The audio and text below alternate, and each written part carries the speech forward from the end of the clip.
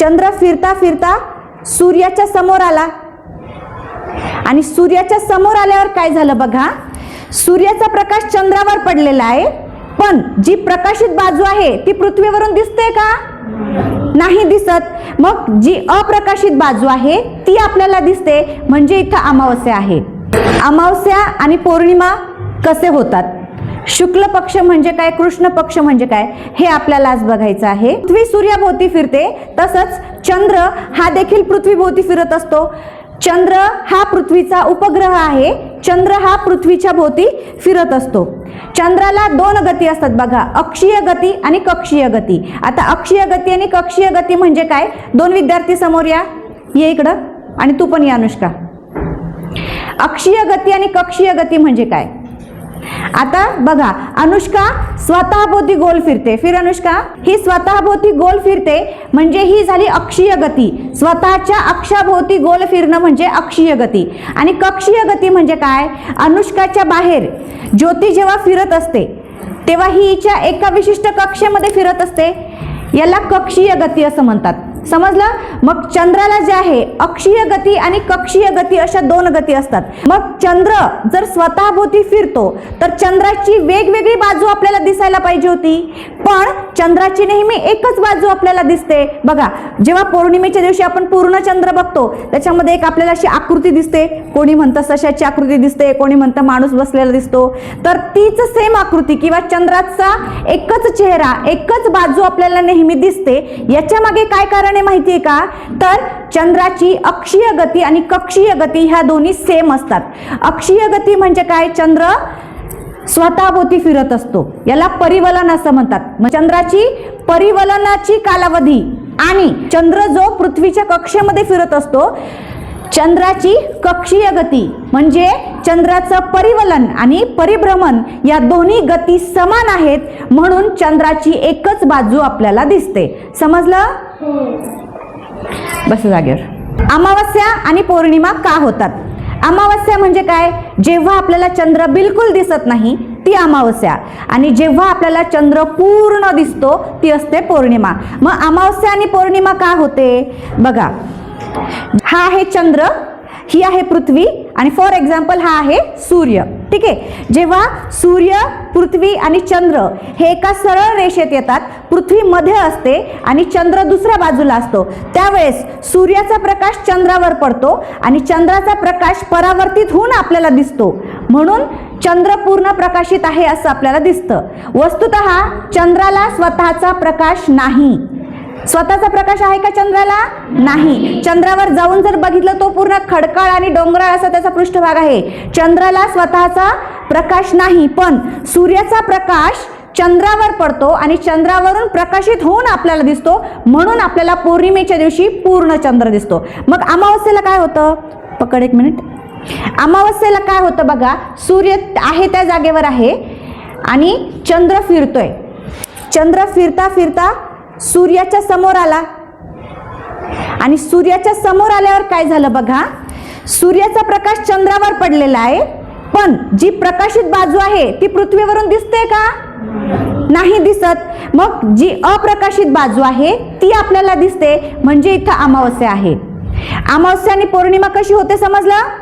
आता ही आहे अमावस्या, जेव्हा चंद्र मध्ये असतो आणि सूर्य एका बाजूला आणि पृथ्वी एका बाजूला असते, म्हणजे क्रम सूर्य चंद्र पृथ्वी असा जेव्हा क्रम असतो त्यावेळेस चंद्राचा प्रकाशित भाग, सूर्याचा जो प्रकाश चंद्राच्या ज्या प्रकाशित भागावर पडलेला आहे तो प्रकाशित भाग पृथ्वीवरून दिसत नाही, अप्रकाशित भाग दिसतो, म्हणून जेव्हा सूर्य चंद्र पृथ्वी सरळ रेषेत येतात त्यावेळेस आपल्याला अप्रकाशित भाग दिसतो आणि त्यावेळेस अमावस्या आहे असं आपण म्हणतो।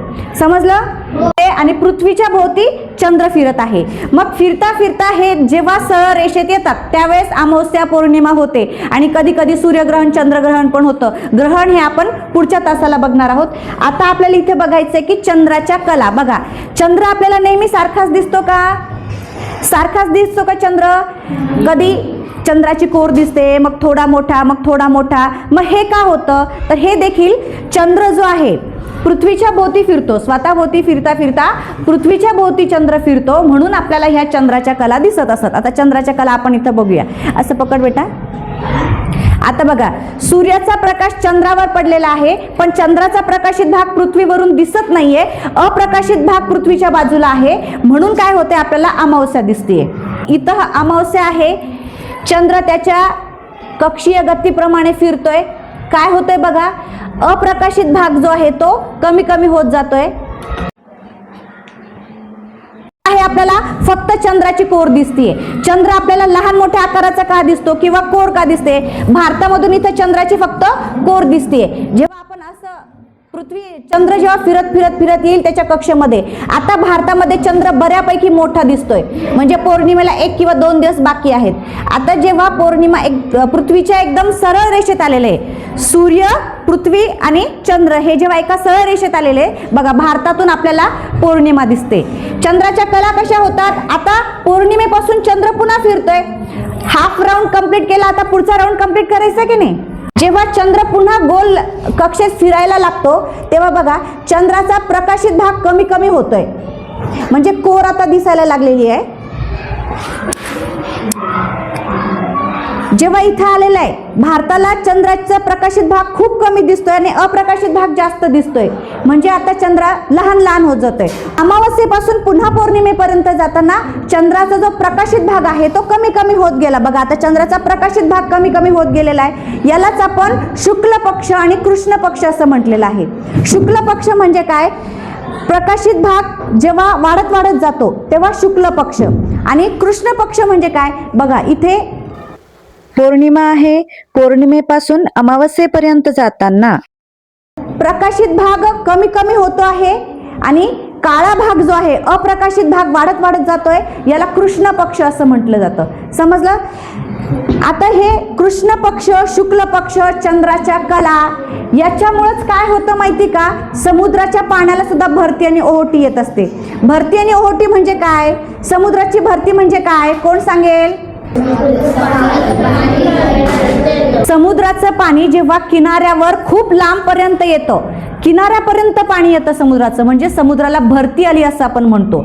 आणि ओहोटी म्हणजे काय, समुद्राचं जे किनाऱ्यावरचं पाणी आहे ते किनाऱ्यापासून खूप लांब समुद्राच्या आतमध्ये जातं, याला ओहोटी म्हणतात. मग ही भरती आणि ओहोटी का होते, तर चंद्राची जी गती आहे, अमावस्या पौर्णिमा, चंद्राचं जे परिभ्रमण आहे, चंद्राची जी फिरण्याची गती आहे, त्या गतीमुळं पृथ्वीवरती भरती आणि ओहोटी होत असतात. मग भरती आणि ओहोटी का होता, आता जसं पृथ्वीवरती गुरुत्वाकर्षण बल आहे, गुरुत्वाकर्षण बल म्हणजे काय, कुठलीही वस्तू स्वतःकडे खेचण्याची शक्ती. जशी पृथ्वीमध्ये गुरुत्वाकर्षण बल आहे तसंच चंद्र आणि सूर्य यांच्यामध्ये पण गुरुत्वीय बल आहे. मग अमावस्येला आणि पौर्णिमेला काय होतं, चंद्र, सूर्य आणि पृथ्वी हे एका सरळ रेषेत येतात. चंद्राचं आणि सूर्याचं दोघांचंही गुरुत्वीय बल समुद्राच्या पाण्यावरती काम करतं. एका रेषेत आल्यामुळं गुरुत्वीय बल जे आहे समुद्राच्या पाण्यावरचं वाढलेलं आहे आणि समुद्राचं पाणी एका बाजूला खेचल्यासारखं होतं, एका बाजूला ओढल्यासारखं होतं. म्हणून समुद्राचं पाणी जेव्हा एकाच बाजूला जातं त्यावेळेस त्या बाजूला भरती आलेली असते आणि ही भरती खूप मोठी असते. म्हणून अमावस्या आणि पौर्णिमेला येणारी जी भरती असते तिला सगळ्यात मोठी भरती म्हणजे उधाणाची भरती, स्प्रिंग टाईड असं म्हणत असतात. मग स्प्रिंग टाईड किंवा उधाणाची भरती ही नेहमी कधी येते, अमावस्येला आणि पौर्णिमेला येते. का, कारण त्यावेळेस सूर्य, चंद्र, पृथ्वी हे एका सरळ रेषेत येतात आणि गुरुत्वीय बल जास्तीत जास्त प्रमाणात कार्यरत असतं. त्यानंतर दुसरं आहे भांगाची भरती. उधाणाची भरती झालं, त्यानंतर भरतीचा दुसरा प्रकार आहे भांगाची भरती. भांगाची भरती म्हणजे काय, कमी प्रमाणात येणारी भरती. उधाणाची भरती म्हणजे जास्त प्रमाणात येणारी भरती. समुद्राचं पाणी लगे किनाऱ्यापर्यंत, रोडपर्यंत टच होतं, याला उधाणाची भरती म्हणतो. भांगाची भरती म्हणजे अर्ध्यापर्यंत येतं समुद्राचं पाणी. मग भांगाची भरती कधी होत असते बघा, चंद्र फिरता फिरता ज्यावेळेस चंद्र, पृथ्वी आणि सूर्य हे एकमेकांना 90 अंशाचा कोन करतात, काटकोनात येतात. बघा इथं आकृतीमध्ये पण दाखवलेले, सूर्य, पृथ्वी आणि चंद्र हे एकमेकांना काटकोनात येत आहेत, काटकोन करत आहेत. त्यावेळेस काय होतं, गुरुत्वीय बल हे कमी होतं. जेव्हा ते सरळ रेषेत आहेत गुरुत्वीय बल जास्त प्रमाणात आहे. आणि जेव्हा ते फिरता फिरता असं काटकोनामध्ये आलेलं आहे तेव्हा गुरुत्वीय बल डिवाइड झालेलं आहे. डिवाइड म्हणजे कसं, चंद्राचं गुरुत्वीय बल इकडून काम करते, इकडनं सूर्याचं गुरुत्वीय बल आहे, मध्ये पृथ्वीचं स्वतःचंही गुरुत्वीय बल आहे. त्यामुळं अगदी चंद्र जेव्हा फिरतो अगदी कमी प्रमाणामध्ये चंद्र ज्या दिशेने असेल त्या दिशेनं समुद्राचं पाणी झुकतं. मग जिकडे पाणी झुकलेलं आहे तिकडे भरती आलेली आहे. मग भरती आणि ओहोटी, समुद्राच्या पाण्याला येणारी भरती आणि ओहोटी कशामुळे येते, तर चंद्र हा ज्या पद्धतीने फिरत राहतो, कधी सरळ रेषेत येतो, कधी काटकोनामध्ये येतो, पुन्हा सरळ रेषेत, पुन्हा काटकोनात, तर ह्या फिरण्याच्या गतीमुळं समुद्राला भरती आणि ओहोटी येत असते. समजलं?